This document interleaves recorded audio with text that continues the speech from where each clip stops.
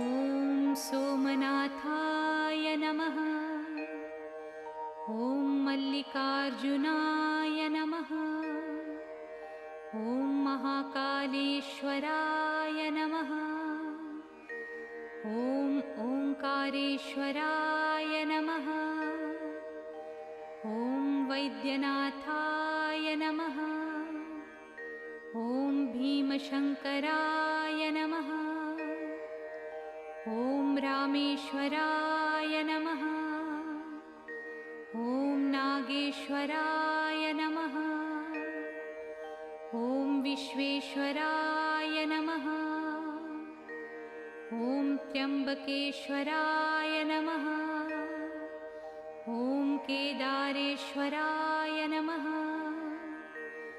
ॐ घुस्मेश्वराय नमः।